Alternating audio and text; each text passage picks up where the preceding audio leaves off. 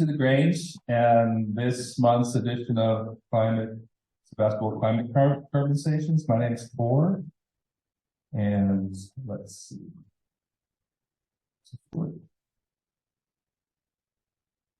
So, how many of you, it's your first time at the Grange? Welcome, welcome. So, now you know what's inside this little building. You're welcome to come back. It's, how many Grangers are here tonight? There's our president, Lawrence, and Dina, myself. Come back. There's a lot of interesting things to do here. SebastopolGrange.org is where we can find more. So the Carbon Conversations, if this is your first time, with just a little repeat, this is something I started, and I run this nonprofit called the Rahus Institute. We started in 2019 with the idea about creating a space for talking about climate solutions, and also to find ways for each of us to engage in the topic and help shape a better future. So that's the big idea. And Dina's over here with a basket, because we're if you could throw in a few. If you haven't. I have a card reader, but that was probably more. Okay, so I shared this slide. This is Project Drawdown, which came out in 2017, and a group of scientists, analysts from around the world identified 100 solutions to reverse global warming and created this amazing menu of all sorts of possibilities and really demonstrated how things are interconnected. I refer to this a lot, and this is sort of a just remind folks that this is out there. It's one of the most comprehensive resources of showing the variety of solutions that we have to reduce emissions or sequester emissions. And we do have copies of the book if you want a copy, but it's also online, drawdown.org. These are some of my other favorite resources. Fred is always an inspiration. He has a new book out called The Climate Book, but and then Mary DeMacher was here talking previously, and we have copies of her book.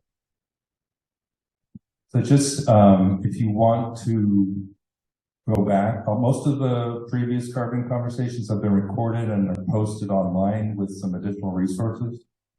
rahus.org/SCC is where you can go and find the archives. Just if you're interested in digging into that. And then thanks to our sponsors, 350 Sonoma. Christine's here. There she is. And thank you for supporting. And then also the Sonoma County Board of Supervisors in a few to help out. So that's awesome. So what are outlined tonight is that I've already given an introduction, roughly.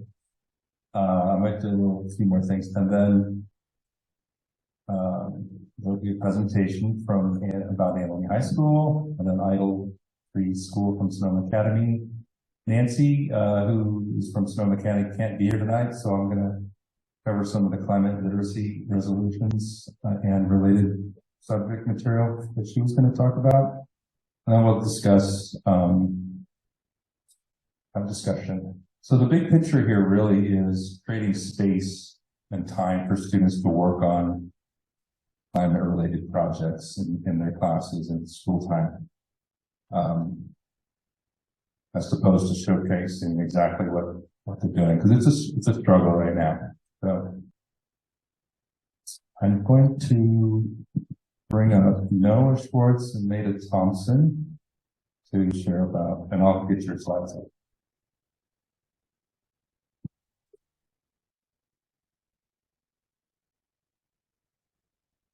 Thank you so much, Stuart. All right, so I have a little slide. I'm Noah. I'm a junior at Annalee High School. I use she/her pronouns. I'm Maida. I'm a sophomore at Annalee, and I also use she/her pronouns. Yeah, so we're going to be talking to you today about kind of what goes on in Anna High School. Our high school in Sebastopol.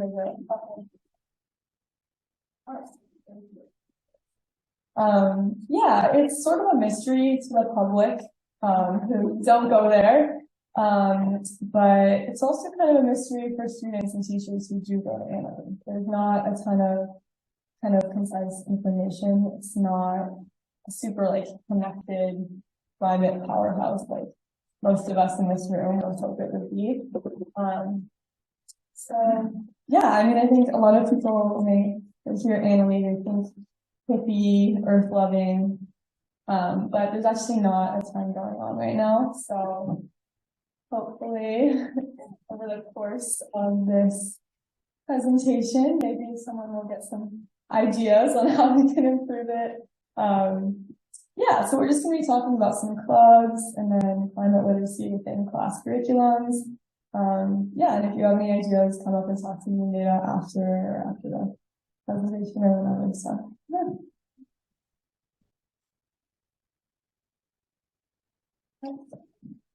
Okay, so a few new members have joined the Climate Action Club this year, and they have successfully distributed reusable water bottles with a grant of over $6,000. Also, Climate Action Club has hosted multiple garbage cleanups at the coast. In the future, they're hoping to collaborate with the Garden Club at Annalee and potentially host a tree planting. Climate Action Club always starts the year with lots of signups, but especially with freshmen, but participation dwindles with each meeting, and it's been a lot of talk and not much action in the last few years. I'm actually vice president of this club that hasn't been doing a ton this year, so next year I'm going to take it over and be president and hopefully revamp it, harness the excited freshmen, and try to get some more opportunities. Some of my goals would be just like a better communication system to post all sorts of events, volunteer opportunities. People are always asking me like, hey, do you know anyone to do this? So I'm excited. Again, if anyone has any ideas on how to collaborate or need volunteers or anything like that, then please talk to me because I would love that. Okay, Zero Waste Club has had a huge success this year with lots of new and enthusiastic members who are very ready and willing to participate in events such as garbage cleanups. They have partnered with Ecology for a waste audit in order to do the cleanups, as well as introducing compost and recycling stations that are monitored by Zero Waste Club members. The members are ready to help students sort their waste. The Zero Waste Club is aiming to help make their stations have more visitors in the future. Over 15 new members have joined the Garden Club this year, and they planted a variety of new starts in the school garden. They're planning on starting the spring garden soon and hopefully recruiting some new members. At clothing swap meetings, students discuss sustainable fashion and plan community clothing swaps. The Clothing Swap Club has hosted 3 successful swaps this year, as well as a mending workshop at the library. In the future, they are planning on doing more swaps. These after-school events are not only teaching students how to be responsible consumers, but are also just a fun opportunity to socialize after school. The Sustainable Ag program at Annalee has done woodwork projects made out of recycled wine barrels, and has a small vineyard on the Alexandria campus where they tend to and harvest grapes. The Farm to Table program has a greenhouse where plants are grown to sell at plant sales in order to make money for the program. They work with local businesses and the community to organize events such as an Easter egg hunt that happens. And Globally Proficient Scholars is a student certification program at Annalee High School, and it empowers students to be global citizens through relevant coursework, community action, and international experience. They hosted a air purifier build as a way to provide a cheaper alternative to buying a new one, as well as to spread the knowledge of how to build them. Their plan is giving the air purifiers to Sonoma County residents who can't afford to buy one during the fire season. They fundraised enough money to build 80 air purifiers through building crafts to sell at the Santa Rosa Farmers Market, and they're planning on hosting another air purifier coat in the future. And then we do have an AP environmental science class at Annalee. It has over 95 students, including myself, which is awesome. We have 3 block periods and everyone loves the class. It's super awesome. The curriculum covers 24 different chapters and topics. And it's not just, desk work. There's a lot of discussion, labs, and solution-oriented learning. So I really enjoy it. Learn a lot and a lot of good discussion out of it. Recently, we had the opportunity to participate in the SRGC Climate Action Night, which is a really awesome opportunity. And it was actually offered as extra credit in the APES class as well as the physics class that our awesome teacher, Miss Litzner, teaches. She teaches APES and physics. So for any of her sophomores, or I guess any students who are in physics, and students in APES could get extra credit to either be a student presenter or just to attend. We had 6 student presenters. This is my friend Annalisa. This is actually our poster. We were representing Cinema Clean Power. So met cool sophomore that way. She's in physics. And we had a lot of student attendees as well from Annalee to get that extra credit and learn something new. So it was a really cool opportunity linking, common involvement with credit for class. And then, so TCRI, Teach Climate and Redefine It, is not technically affiliated with Annalee, but it's my organization that I started in 2019. And what we do is we go to local schools, K through 8th grade, and we talk to students about how we can get involved in the climate crisis, not get involved in the climate crisis, get involved in climate action, and give them a foundation of knowledge about the climate crisis so it doesn't feel too overwhelming. We do activities for younger students, like little resource demonstrating activities and like trash sorting Jeopardy, and then for older students, we write letters to representatives, teach them how to do that, sign petitions, and talk about some more like current events based topics. And this year, so I've been running the program since I was in 8th grade and I'm a junior now.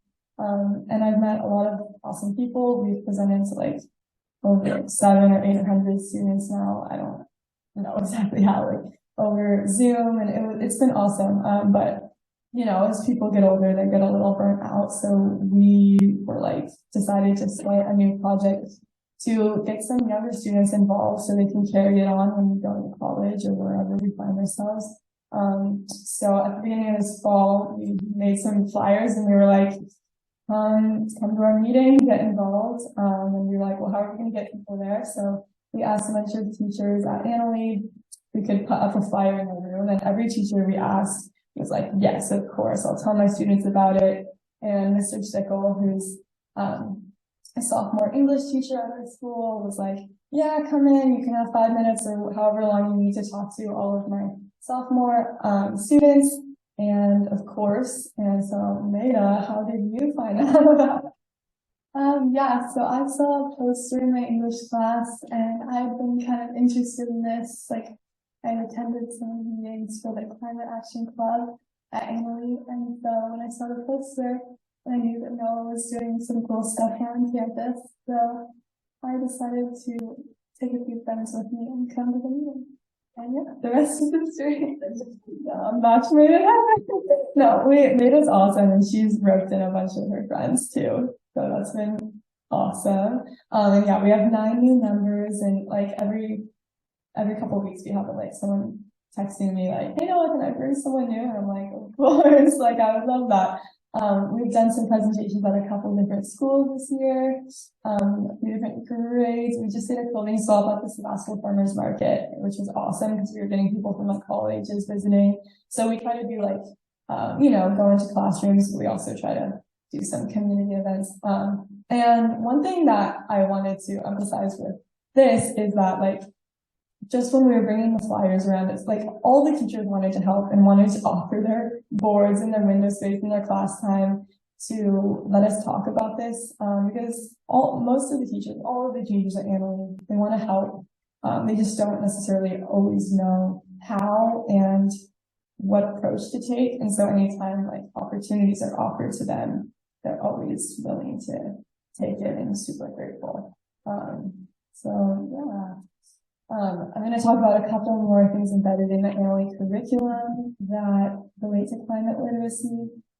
So, NGSS, the Next Generation Science Standards, was implemented in California in 2013 and a couple other states as well. And basically it includes covering of ocean acidification and atmospheric chemistry in like California chemistry state standard curriculum. So that's, you know, a cool connection. Spend a couple of weeks talking about those topics. And then the PE department just sponsored today, actually, a walk and roll to school day. I don't think it was like I think it was more like a verbal sponsoring, but I'm sure like students in PE were told, I'm not in PE anymore because I got that done with, but I'm sure that they were, advocating it to their students, maybe offering extra credit. I'm not positive. And then there's global studies, which is a, what? Oh, sorry. It's a class that like the majority of freshman students take. And it focuses a lot on like UN Sustainable Development Goals that have a lot of climate connections in them. There's a unit on like climate displacement, climate refugees, which is super cool. And then ag chem is just like agriculture chemistry. They talk about applying healthy amounts of fertilizer and some of the issues if you don't, and runoff and some sustainable agriculture practices, which is really cool. But there are definitely areas for improvement. I mean, there's always a lot to be done everywhere, but I think Annalee is a good example of something in our community that kind of wants to help, but doesn't exactly know how. Like we have a lot of these clubs, but like, I don't know, we want to work on helping them strengthen their productivity and focus and bring back that climate connection. And I think a lot of times student leaders of clubs just get kind of burnt out with APs and college applications. So if like anyone has any ideas for any of these clubs, me and Maida are part of a lot of them, or we know really close the people who do run them. Yeah, we want to get the conversation going about climate literacy. Tor was telling me that there's actually some like climate literacy resolution passed a couple years ago, but with COVID and stuff, everything gets lost. So why reinvent the wheel? Let's be like, hey, remember when everyone did this work at the board meeting and you all approved it? Let's make something happen with it.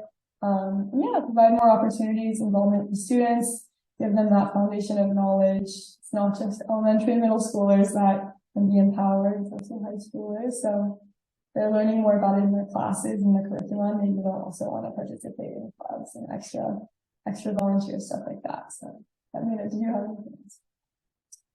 No, I think that's it. There's a lot of like enthusiasm, I think, especially this year at Annalee with students getting involved in like clubs. I think it's just, yeah, we need like a good direction to take it. Yeah, that's all we got. Thanks.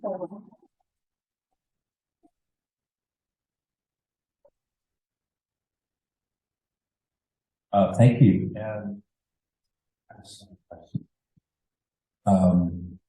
does anybody in the audience have a question for these two at this moment?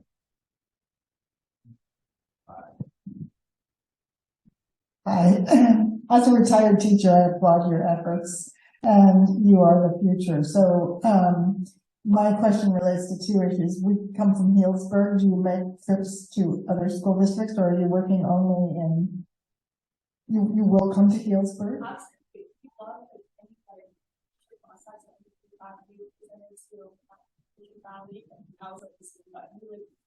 We're open. Anyone who will have us, we want to come here. You do that. How do you find time to do all that? pretty flexible, like as far as finding time to like get out of classes, which can be fun. And like, yeah, a lot of teachers are pretty ready to let us. I'm always like, I have a free period, so we usually do it between then. And, we always pull like Nate and her friends out of PE to do it. So, you know, we like pick, so we'll like carve out time in the schedule or just like lining up random days that we have off for like blood. Or like, I don't know, stuff they have planned in like emergency days. And yeah, teachers are super understanding and willing to accommodate. Like they all support it. They just don't like know exactly how to, That's all through TCRI. Oh yeah, sorry. So that's an interesting question. Like, what about Healdsburg? What about, Central Valley? Are you going to create franchises or? No. Yeah. Don't ask. Okay, someone else had a question.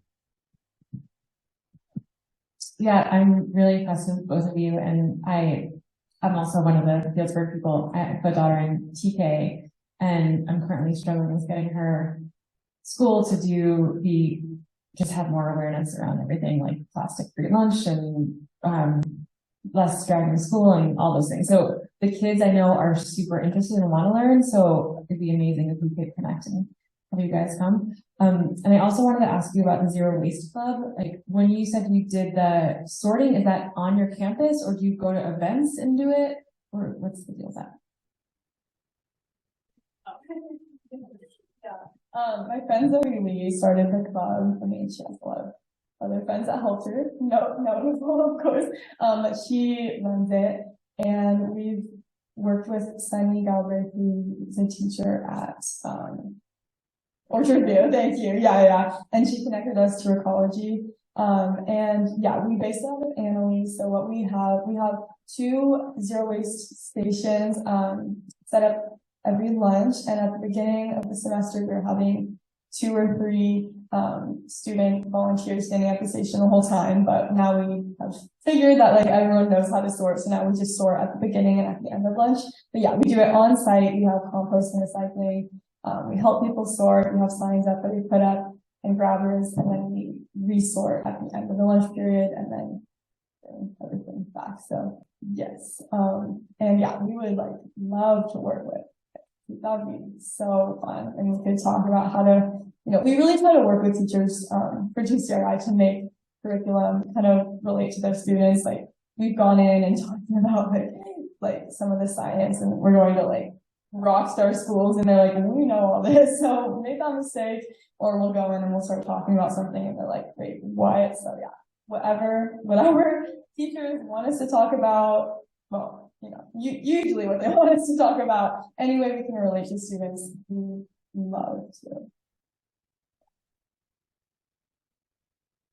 Well, it's very, thank you for sharing sort of the overview of in Annalee, and that teachers are very willing to help.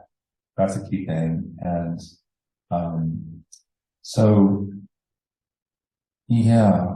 Well, we're going to do more Q&A with this at the end and pick your brains a little more about how to take this a little further. So I want to thank you guys both for right now.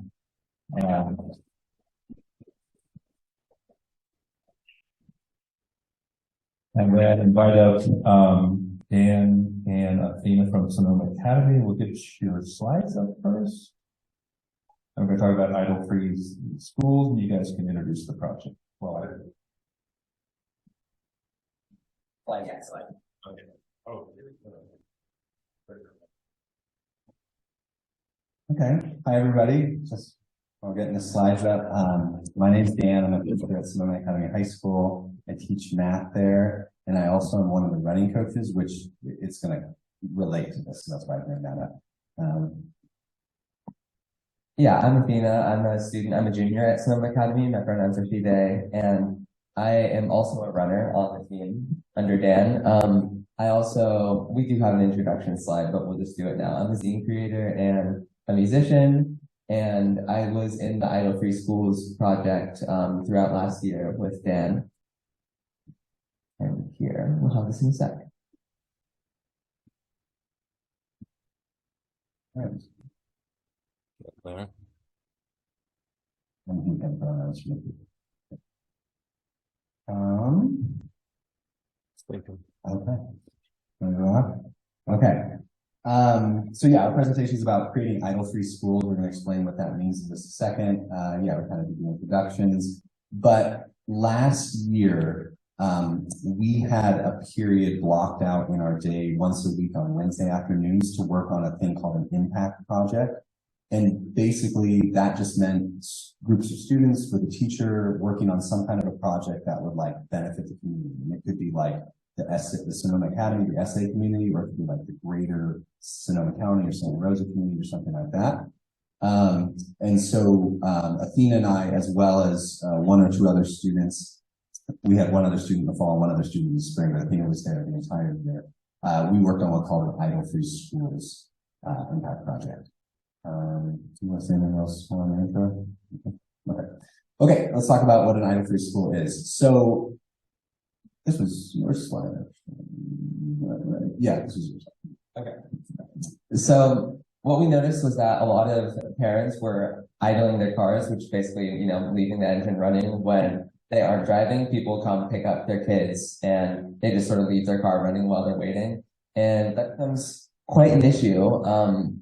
It's every afternoon people will be there like in half an hour, 45 minutes before school is even out, and they'll just be running their engines. And we're having cross country and track practice, and we're running there. And we were thinking, wow, this surely isn't good for the lungs of the runners. And that sort of spurred us to do more research into this. So we've been making an effort to make our school into an idle-free school, which is one where gas-powered vehicles aren't idling unnecessarily while they're waiting in the school parking lots. Yeah. Yeah. All right. So yeah, and like kind of where this thing came from, there was a point in my life, this was like 2 or 3 years ago, where I was just wanting to take more action on climate and like be more involved in this, getting the school on board with more climate stuff. I was trying to like minimize my, gas vehicle use. So I was like biking everywhere and like trying to carpool and whatnot. And then I would like see people like idling for like half an hour. I'm like, oh my God, please. But then, yeah, so it was like upsetting to see that. But then also this was like kind of in the heart of COVID. I was noticing, and we were having our running practices on campus in the parking lot. Now we're more off campus, but so yeah, like what Athena said, like we were like running around the parking lot, like running through people's fumes, and I was just like, this is just bad on so many levels. So it was like, we should do something about this. And then our school was like, hey, you have to do an impact project. I was like, perfect, let's tackle this. So that's kind of where the project was. Okay, so we did some research initially to see if anyone else was doing any sort of work towards this. And there are already some regulations in the US, and also beyond attempting to reduce idling. There's actually some laws that are in place in a lot of states, including California, that make it illegal to idle, but they aren't enforced at all. There's a school bus idling airborne toxic control measures you can see here, which basically states that school buses aren't allowed to idle for more than about 30 seconds, which we've also seen even at our own school isn't followed all the time. But that is something that is in place. And also the Environmental Protection Agency has a toolkit for doing a very similar thing to what we're doing. This is sort of what we based our project on as well. So this is good for schools, even like elementary schools and stuff, up to high schools. So other people are also doing similar work. Yeah, exactly. Yeah. So we took the Environmental Protection Agency's outline and we just modified it for like a high school level. But yeah. So yeah, it might seem obvious, but like, why is idling problematic? Many reasons. First, obviously car emissions contribute to greenhouse gases. Car emissions are harmful to bystanders' lungs, especially with youth. When they're developing, it's like even more impactful than adults. It's largely unnecessary and can be damaging to your car. And I know that first part, people are like, what are you talking about? Like, I'm supposed to warm my car up in the morning. But actually, that's like a super antiquated understanding. Like when cars had carburetors, that was important. That when we moved to like fuel injection system, that became irrelevant. And people are just kind of like going off past, habits that their parents have passed down from them. So it's largely unnecessarily. In fact, if you look in many owner's manuals and car manufacturers, they would advise against it. They're basically like, start your car up and after 30 seconds, it doesn't even matter how cold it is, like drive away, and that's the best way to warm up your car. So it was really interesting to do some research on this. And you're like, oh my gosh, like there's all this stuff and we shouldn't do this. And then of course it's, it's a waste of money too. Yeah, so some problems why it's problematic.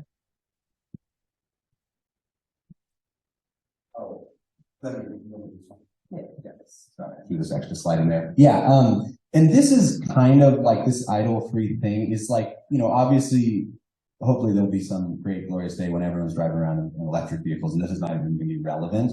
But so this is kind of like a thing to do in the meantime, is like idle as little as possible. But the American Lung Association did put out a study that talked about if the United States makes massive movements towards like electric vehicles as well as electric energy generating electricity, but through like clean means, like what that would mean both financially and healthfully for people. So for California alone, if we massively move towards electric cars and clean energy generation between the years 2020 and 2050, that would save like $169 billion in health benefits.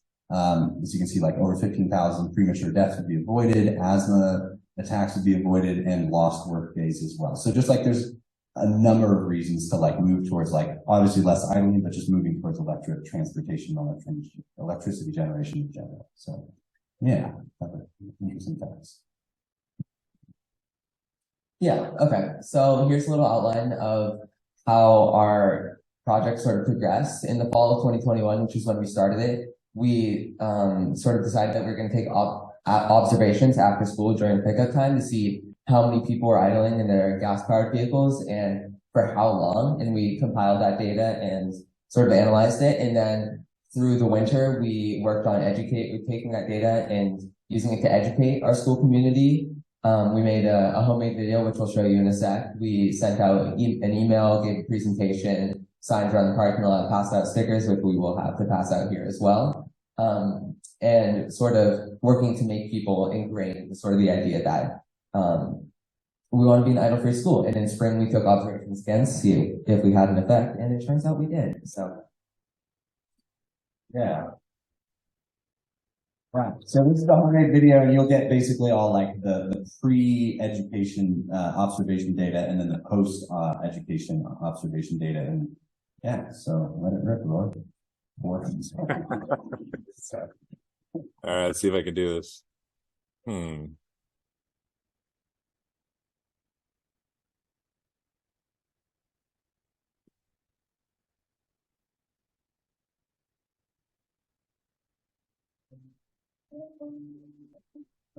hi, I'm Sam, And I'm Casey.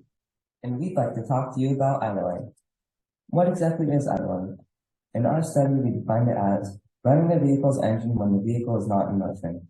Most commonly observed when drivers are stopped at a red light or waiting while parked outside a business or residence or school.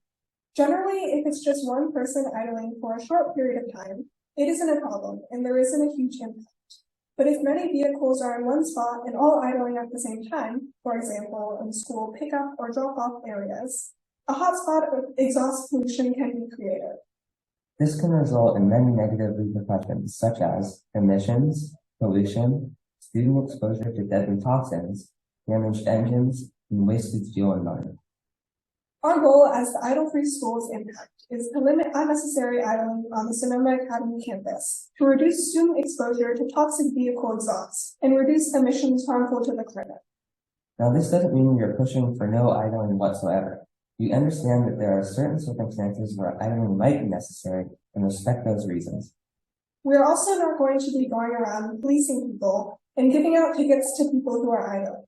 But rather, we encourage idle-free behavior and hope it can be a sort of social norm ingrained into the essay culture, as one of the few net zero schools in the nation. So, how prevalent is this problem of idling? Are only a few people doing it, or many? If you start paying attention, we think you'll see that it's quite common. The Idle-Free Schools Impact Group, however, wanted to quantitatively determine how much is this happening on SA's campus, particularly at the end of the school day during pickup time.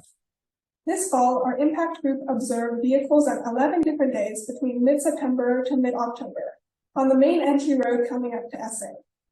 These vehicles were mostly driven by parents waiting to pick up their kids while they were being let out from their last period classes. We'd also like to note that we did our best to not let these parents know that they were being observed, so that they didn't change their behavior. We recorded if these vehicles were electric vehicles, hybrids, or had gas engines. If they were electric vehicles or hybrids, we immediately classified them as a not idling vehicle, since these types of vehicles generally do not produce emissions when standing still. For the gas engine vehicles, however, we noted if they were idling while they waited or not. So here's what we found. Although there were certainly more than this, we were able to record on average 15.1 vehicles per day. Of those 15.1 vehicles, 11.8 or 78% of them ran off of gas, while 3.3 or 22% were either electric vehicles or hybrids. Of the 11.8 gas vehicles, 8.7 or 76% of them idled their engines, while 3.1 or 24% did not. Although idling times ranged from 30 seconds to 32 minutes, the average idling time was 8.1 minutes. Using gasoline consumption rates from the Environmental Protection Agency, if those 15.1 vehicles idled for 8.1 minutes every day for a year, they would collectively burn approximately 237 gallons of gas, which at a price of $4.69 per gallon would cost about $1,112. That equates to nearly 3,000 pounds of carbon dioxide emissions per year, a greenhouse gas that we already have too much of in our atmosphere. Whoa. In fact, according to the U.S. Department of Energy, each year all passenger vehicles in the U.S. waste about 3 billion gallons of gasoline idling, which turns into about 30 million tons of carbon dioxide. If all of those 250 million passenger vehicles stopped idling, that would be equivalent to taking 5 million gas-powered vehicles off the road. So let's spread the word. Stop unnecessary idling. So why do people idle? Some people idle because they believe certain myths are things that used to be true, but are no longer relevant to modern cars. Let's take a look at a couple of these. First, many people want to charge their electronic devices, like their cell phones, from their car's battery. When their engine is off, people are afraid that the recharging devices will drain the car's battery, and so they turn on the engine so that the alternator will recharge their car's battery. This seems like a logical solution, except for one important detail. Your car's battery has far more energy than what your cell phone will take from it. In fact, you could probably charge your phone 100 times off of a new fully charged car battery before it was drained. Now, of course, there are other things that are drawing energy from your car's battery, like your car lights, your dashboard readings, etc. But even still, you don't need to worry about draining your car's battery to recharge your phone. In fact, when you do start your car to drive away from where you are waiting, your alternator will not only recharge your car's battery then, but will actually recharge faster than when idle. A second myth is that restarting your car uses more fuel than letting it idle. According to the Environmental Defense Fund, if you let your car idle for more than 10 seconds, you would actually save more gas by shutting it off and restarting it than letting it idle. Another myth that some people believe is that frequently restarting your engine will damage the car's battery and starting mechanism. You don't need to worry about this. Newer gasoline and diesel vehicles have much more durable starters and batteries than in the past and can handle the repeated restarting. The last and probably most widespread misunderstanding is that your car's engine needs to warm up on cold moments. People will go out to their car, start the engine to let it warm up, and wait several minutes before driving away. Most car manufacturers recommend, however, that even on the coldest of days, to start your car, and after no more than 30 seconds, drive off gently instead of idling. The engine will not only warm up faster by being at work, but the car's interior will warm up more quickly as well. Okay, myth busting done. So here are some alternative solutions to idling. Instead of operating the heater or air conditioner, consider wearing a jacket when it's cold, or parking in the shade, or getting out of the car if it's hot. Avoid going through the drive-thru and getting fast food, and instead park the car and go inside. Finally, if you want to avoid the issue of idling altogether, consider buying an electric vehicle or hybrid if it's within your financial means. In an effort to reduce idling on SA's campus, we will be putting up no idling signs in the parking lot. And we will also be sending out an email to the entire SA community, parents, staff, students, etc., summarizing this information. Please help us in this cause by educating your friends and family about what you learned today. Thank you so much for your attention, and remember, you hold the key to being idle free.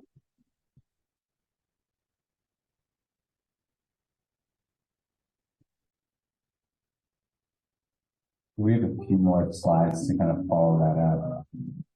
Okay. Let's see there. And we're very lucky. We have a digital media teacher that helped us put this video together. So it's not just like Kathleen and I just like winging it. So that was, you know, a lot of it in that thing. But yeah, it's fun making. Is that working? No.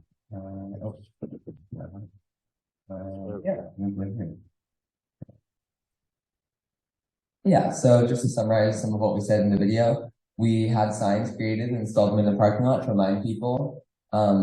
We sent out an email to the community, and we're also having that email sent out annually at the beginning of every school year to sort of inform and remind the new students and current students. And we posted information on our school websites and created and passed out stickers, like I said, which we will have. Yeah. And we're getting towards the end here, so I appreciate your attention. I've been listening, watching for a while. And we also just kind of want to like recognize that, and I guess this is relevant to what the next presentation is going to be about, which is going to be like more national level policy stuff that like, this guy, Will Grant, he talked about how you take, action on any topic, but particularly climate. And so we just wanted to like point out that we're kind of like working on levels 1, 2, and 3 here, like our individual, family, and friends, and then like the school community. But, you know, so it's a drop in the bucket. And I think it is really empowering to do a kind of a project like this. But just to recognize that there are different levels and that like the majority of our work does need to be done at like the policy and economic level for like massive changes to be done. But still just worth pointing out. And then the other thing, we wanted to point out is that, this project definitely would not have been able to be done if we did not have a dedicated individual to work on it. Like this is not something like, oh, we'll get together at lunch and work on it. Like, you know, this took like basically a year to like carry out the observations and make the video and the education and all that kind of stuff. So we just, if anybody wanted to like potentially replicate this at a school, like having a dedicated time was critical.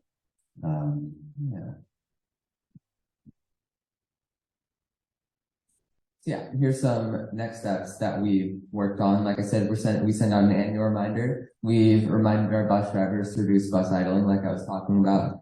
And we've also reached out to other schools in Sonoma County and the Bay Area to see if they'd be interested in sort of putting a similar program together and we could help with it. We haven't really had any luck, but that's why we're here, partially. If anyone is inspired by this, we'd love to help out.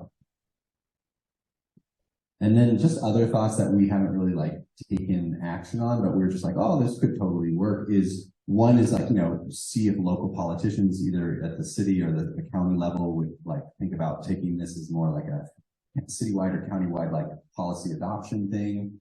Maybe having local businesses put up signs in their parking lots, just be like, you know, hey, please don't idle in Tottenham's parking lot or like whatever it is.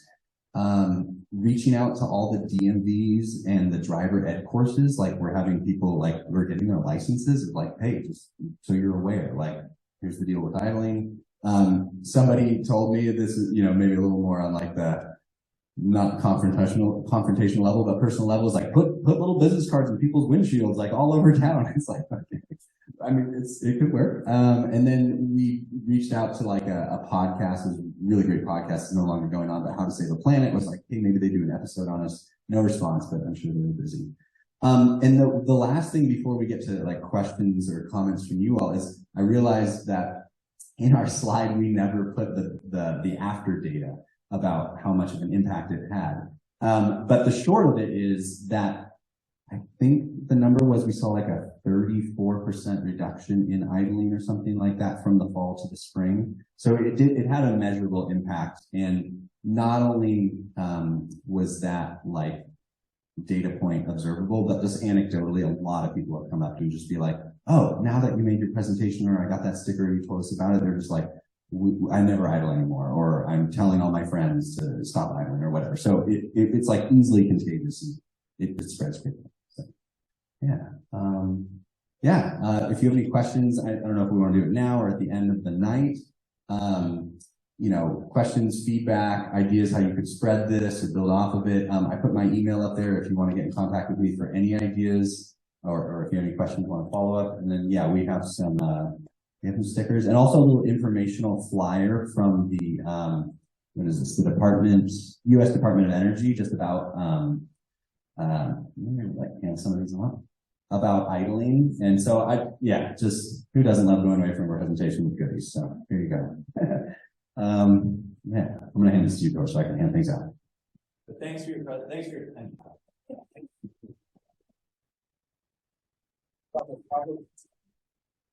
So Dan, you talked about an impact project. Dan.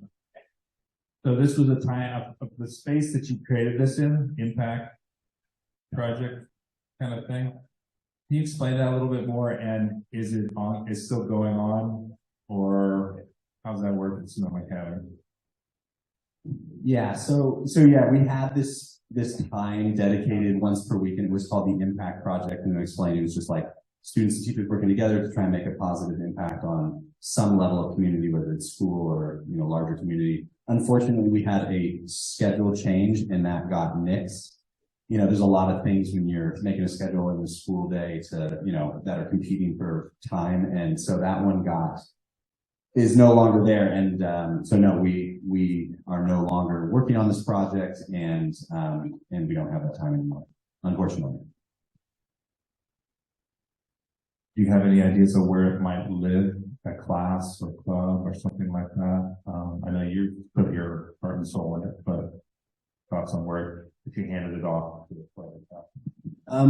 We don't have like environmental club per se, because the next presentation is like, we have this thing called the Schools for Climate Action, which is, they're doing big policy work. In other schools, it would be a great club project to do. It's kind of like a package thing with that EPA toolkit. It's just like, here you go, follow the steps. And like, you could totally do this and like spread the word at any school that has a club that would want to do it. And yeah, like I said, I guess the only thing that it's going to live right now is the signs around the parking lot. And then every year we'll be sending out an email to like all parents, all students, all, board members, the wider Sonoma Academy community, just reminding them that we're like an free school. So. But it's institutionalized in a good way? Yeah. I think, we need to keep reminding people, because like when we were doing it, like everyone was there in the creation of it, and they saw us out there with the clipboards in the bind, they were like, why are you writing numbers down while you drive by and stuff? But like, as people graduate and they move on, we'll need to keep reminding the newer generations that yes, this is a thing we do at our school. So, yeah. Does anybody else have a question? At the end there, when you're talking about how to get it done, so it's not a class. You can't make it a class.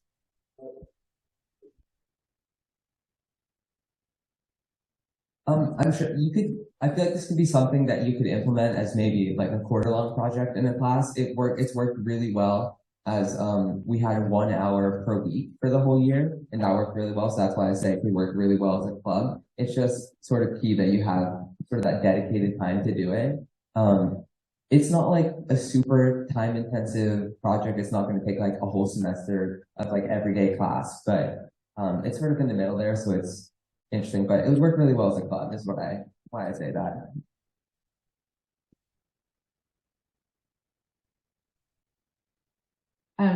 I love this. It's great. And the video and all your research was really cool and thorough. I've often wondered about how to stop idling at school districts or school blocks, because I see it all the time and it's driving me crazy. But I was wondering if you had any pushback from the administration about things like, well, it's hot in the summer, it's hot pretty much like most of the year, or it's cold in the winter, or like just this thing about people being uncomfortable. Because I think that's the main, like, other than like the battery thing, I think that's the main reason. So I'm wondering if anyone said anything to you about that, or if you got any pushback in that way.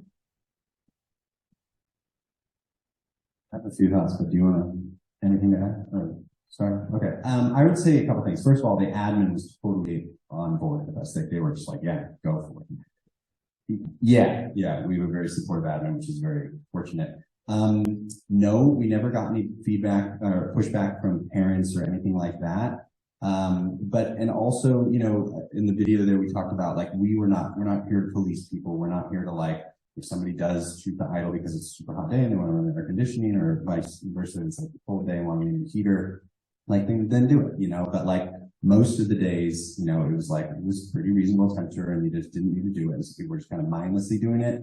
Or, we were suggesting like, come inside and like get a drink at the vending machine and just wait in the lobby for your kid kind of thing. So no, we didn't. And even if there was idling, it's just like, okay, but we got to most people. Not everyone's doing it, but that's a win. So yeah. Yeah. Go for it. So you are willing to share and work with other schools, like in the Bay Area. So who would be the contact person? Yeah, just email me. Here's the slide. Yeah, just email me. We literally like tried to reach out to other schools and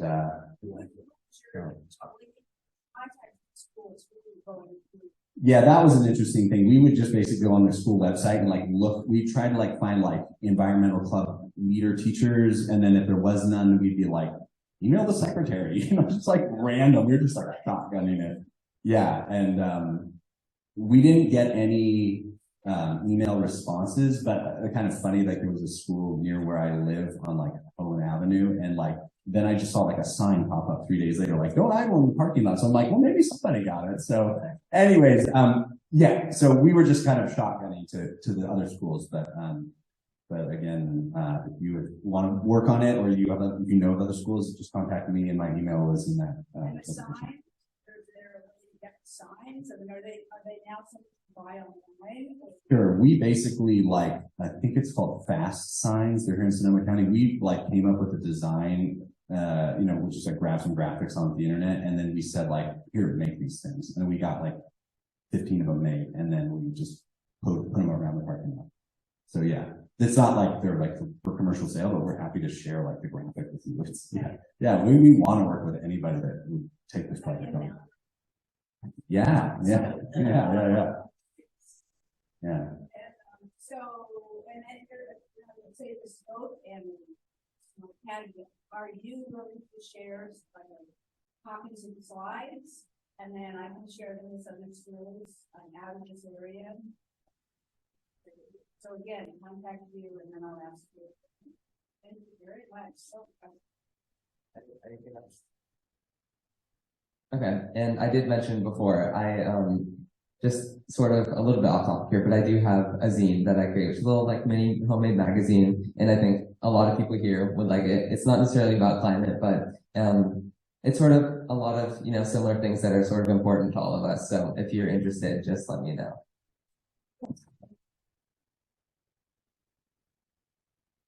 Yeah, so to answer your question, I think Dan's going to share me as much digital stuff that is related to the project, and we'll post it in the archives with this whole event recording.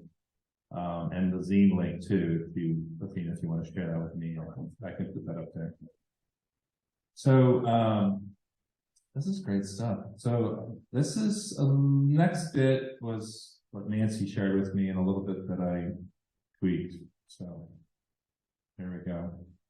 This is a study that was done of educators across the country about climate education, and a lot of little text, but kind of echoes what Noah was sharing about. Teachers are concerned and they want to teach climate change. Students bring it up and express real anxiety, but schools and districts haven't made it a priority. A lot of different reasons why. And then they're also afraid of there's a little fear at the administrator side of doing this. But bottom line is that including in formal curriculum, access to resources, professional development is needed. Teachers want these resources that are current, focus on students' futures, resilience, and solutions. So there's a desire. It's just nobody's come yet really to do this comprehensively. So that's a little bit of research. These are a few things that Nancy Metzger Carter, she's an instructor at Sonoma Academy. She also is the advisor for schools for climate action, which is a nonprofit that was started here in Sebastopol. We Park Guthrie about 7 years ago, something like that. And she's doing that, hosting it now, advising it, I guess.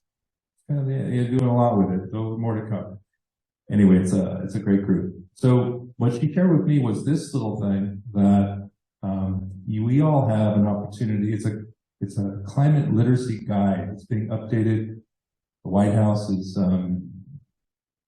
directed this agency to update this climate literacy guide, and you can tune in here and submit comments by May 31st. Now this contribute.globalchange.gov is the link. I'll also send that link. I'm going to look at it as climate literacy. It's like, how do we talk about climate education, climate change education?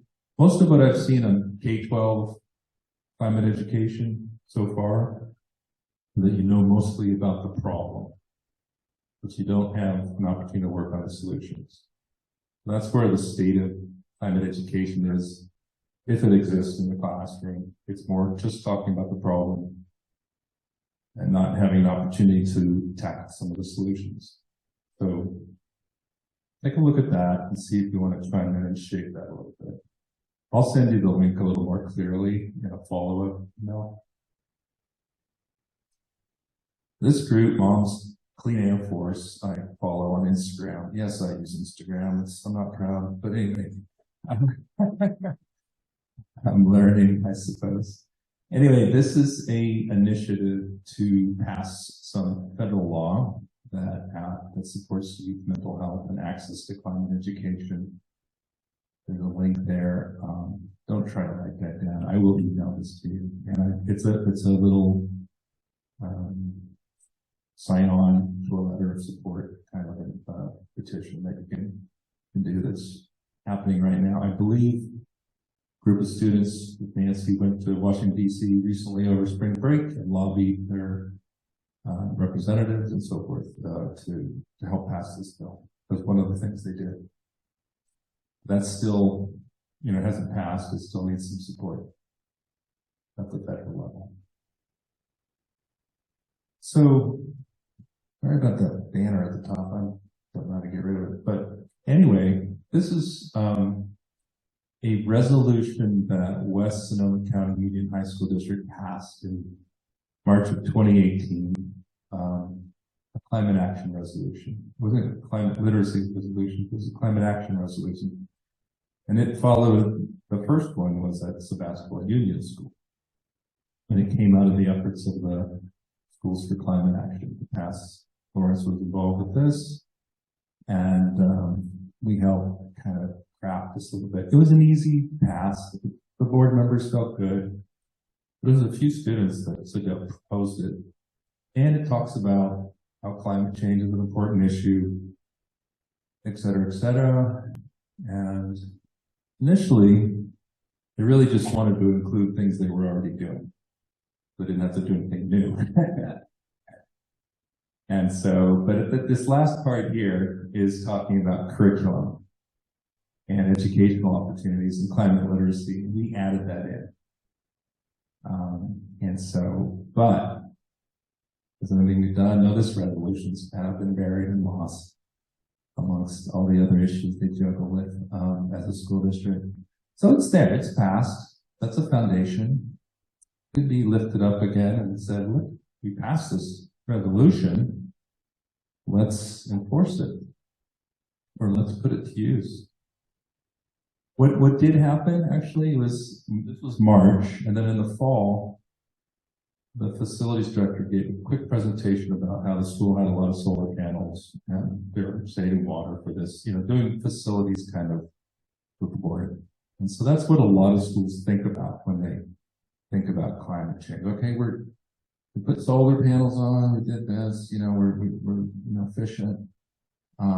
But I will tell you, as a person that teaches about solar energy, I've gone and presented to the environmental science class at Annalee and other schools and asked seniors and said, have you talked about the solar system at your school, which is 0.5 megawatt. It's a big deal, isn't it? Since you've been here in any other class. No. And it's a living lab. It's really kind of cool, but they're unpowered or we don't talk about it. So that's kind of what we're talking about. How do we, not just a really cool facility, but let's talk about it and how do we empower students to shape solutions and be part of the solution. So what Nancy and her team has been doing is they have templates now, and it's so basically a second pass at a new resolution, a more refined resolution, a climate literacy resolution. And so this is something that anybody could do to take, kind of, I was starting to wonder, it's like, well, if they didn't pay attention to the last resolution, are they going to pay attention to this one? But yes, and I will share this one story I read, very recent, at Chico State, over in Chico. It was a few students that created a ballot initiative that asked students if they wanted comprehensive climate education on campus. And 85% of students said yes. And actually the school put some money towards it, and they actually, teachers are shaping their courses to include climate aspects in their many courses. There's some pushback, but it's I guess the second part of having a resolution is actually putting some money toward it so you can actually implement it. So, the link I lost, but I'm going to send you the link if you're at a school that wants to take this up as a policy kind of piece of your action to the school to integrate climate literacy. So, just my opinion on what climate literacy looks like. And I was on the site council at Hanley years ago when my daughter was a senior. And I had a green agenda, of course, but I soon realized that if students did some sort of community service that was incredibly valuable, helping someone else do something. Also connecting projects in the community is extremely valuable. There's so many community groups that need help. They go, gosh, I wish we could get some students to work on it, and vice versa. So there's this bridge that needs to happen. And there's incredible value for everybody involved when you accomplish the project together. And then focus on solutions, not just the problem, understand the problem, but focus on solutions. I think part of the reason people don't want to talk about climate change is because they're like, yeah, it's terrible, right? But what can I do about it? I don't want to talk about it. I just decided I don't want to think about it. But if you actually work on solutions, you can actually feel pretty good about it. And then another thing about is adaptation as well as mitigation. So a lot of climate action discussion is focused on what we do to reduce emissions or sequester emissions. And adaptation is really adapting to the changes that we're already seeing because of climate change and wildfires and a lot of winter water. There's a lot of water in the winter. That's sort of the weather patterns that we're seeing already. How do we adapt to that? And adapt in a way that doesn't make the problem worse. So there's a lot of nuances and a lot of things that we can, as students, learn to tackle. And then, this will take some brainstorming, but creating space in almost all courses. It's not just the environmental science class. There's math, there's great projects for the art class, all kinds of things. And then just really support educators, give them the time and resources to revive their courses. And that's the last one. It doesn't have to happen, but there's an obsession with advanced placement that takes control out of I don't know, there's so much pressure to get through a lot of material to take a test at the end of the year in lieu of doing more projects. So it's something to consider. There's a lot of good schools out there that have abandoned AP in favor of honors classes so that they put the class back in the teacher's hands to shape and, get into project. So that's my 2 cents. Let's see what else I have up here. So, tail end of this. So this is sort of like, what next? I did start this thing called Teach Climate Sonoma County, which is an educator group to share resources. That's just educators that want to teach about climate change, sharing lessons with each other. I'll share a slide. There's actually a course that's hosted by Sonoma Water on climate education this summer. You're a teacher, middle school or high school. You can get paid to go. That's great. Christine will tell you.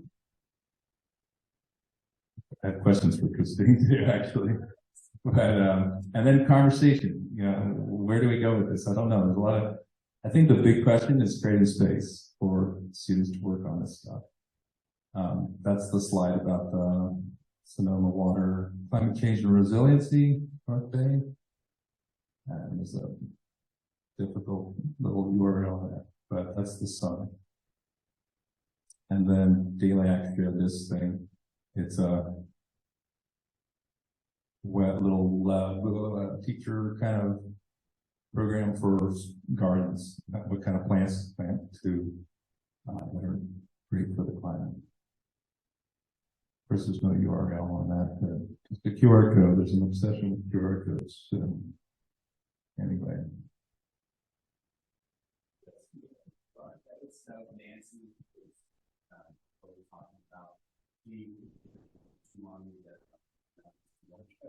talking about if you're interested in getting a school